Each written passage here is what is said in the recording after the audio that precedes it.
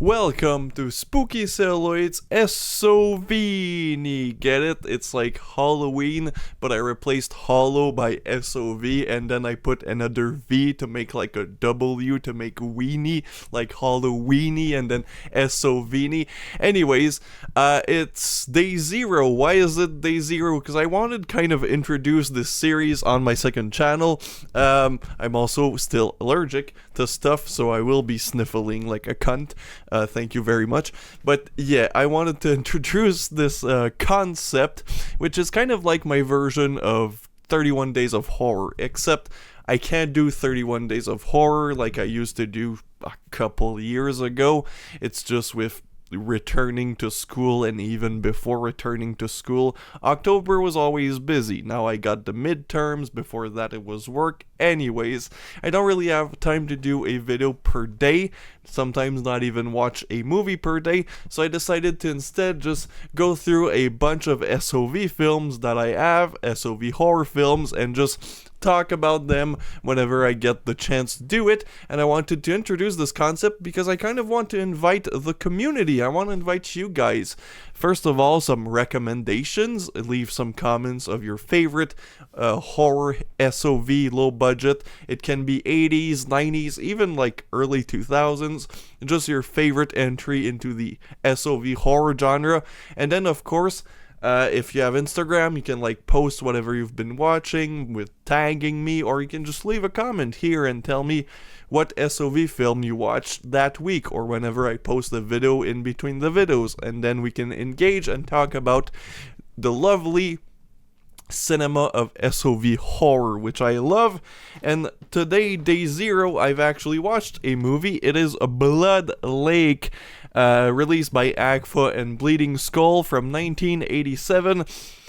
This is a movie. It has a narrative structure of a beginning, a very long middle, and then a very abrupt ending, and then a man who looks at a lake for like 5 minutes while some hair metal plays over it. Yeah, this movie is goofy. I'd even say touched. I'd even say it needed a helmet to ride the short bus. This is a stupid, dumb movie that I feel like I loved, but I can't in good conscience recommend it to anybody, just because it is so painstakingly SOV. It's basically a ripoff of Friday the 13th, but take out all the tension and like all the Jason doing what Jason does, killing people, and replace that by a bunch of people in their 20s throwing a dime into a empty cup for like 5 minutes. Yep, that's just the SOV way. Whenever you can't get actual content, just make your characters do shit. And the characters in this are douchebags. They make Eli Roth's characters look like lovable people. It's so terrible. And there's also this aspect of like this, so it's this group of guys and gals who go to this girl's cottage for the weekend, I guess. They stay there every day, every night, and they get there with their Trans Am that fits 5 people and pulls a whole ass boat. And then it starts with like this guy kind of tussling this other person, and at first I thought, oh, is that like the androgynous looking girlfriend of the main character? No, that's his little brother. That's a whole ass dude. And yeah, he's like a teenager. He's super excited because he gets to drink some beer, and I guess one of the girls brought their like sisters with them, because there's also like a girl, the character, the little brother's age, and he tries to hook up with her, and he's a very perverted little kid. He takes it after his brother's best friend, I guess, who they just talk about poon and getting the poon, of course. And yeah, the kid is called Little Tony, and if this man looks menacing, he doesn't. In the movie, he doesn't. The killer in this film is just a dude in a hat with a knife. And we don't see him utilize it much because there's one kill before the opening credits. That's off screen. And then you have to wait 50 minutes for another person to get killed off screen. And then we get another kill actually on screen. But in between that, we get to bask in the beautiful world of late 80s SOV, of just people talking, people drinking beer, people going on a boat. And I like how this film tries to convey this atmosphere of them being isolated, while you can clearly see that they're just in like a campsite with people around, because they jet ski and you can clearly see other cottages with other people just having fun.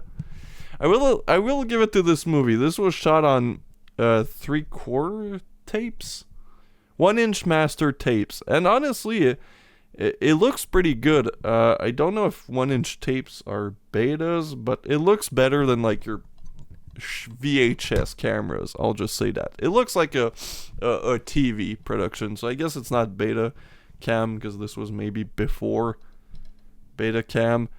I don't know. It's directed by Tim Boggs and produced and written, I think, by Doug Barry, ! I don't know why they have to put the exclamation points in there, but yeah. Adolescent horn dog Lil Tony, yeah, because that's the name. Anyways, they talk. They have these stupid conversations that we don't care about. The characters are not likable, but you're kind of just fascinated by the whole thing. The hairdos, the hair metal by Voyager, which sounds familiar, but I'm probably mistaking them with another hair metal band of the 80s, because there wasn't enough. There was even a slow song by said hair metal band, which I thought would be funny, because my cat was around, so I just grabbed her and I slow danced with my cat as the characters on screen were slow dancing. I know I'm pathetic, but I found that hilarious to do to some shitty 80s hair metal that they probably paid $5 for the rights to use their songs in this pile of dog shit. It's shot in Oklahoma, which probably explains the strange accents, and people sleeping, stomp the approval of David Lee Roth and David Bowie. I don't. Twisted Cinema Verite? No, this is... What the fuck are you on, Bleeding Skull? Anyways, yeah. Eventually, they get dead. The killer gets them dead. And one by one. And then instead of leaving whenever characters get dead, the two neighbors who just hang around and are also douchebags, they get dead.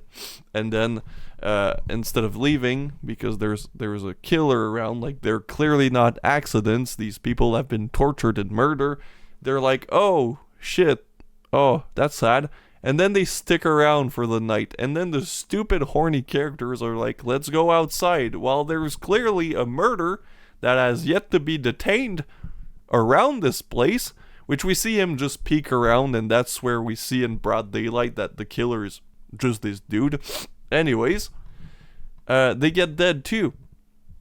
And then our main character is like, I'm gonna look for them, which of course leads to the dude just entering the house and taking the three remaining people hostage, but the teenage girl runs away, tells the guy that they're killing everybody, and then he walks in and kills the guy who's just a dude, and then we learn through the sheriff's mouth that he probably got revenge because the chick's dad bought the house but never paid him. None of this is referenced before the ending. It just kind of happens. The director and writer was too busy to just showing us a bunch of 80s douchebag throwing dimes in an empty cup while drinking beer that they kind of forgot that they needed an excuse for somebody to slaughter a bunch of people. I mean, writing is hard. I can see how you can forget to bring any context to your murderous character. But yeah, Blood Lake is fun. I really liked.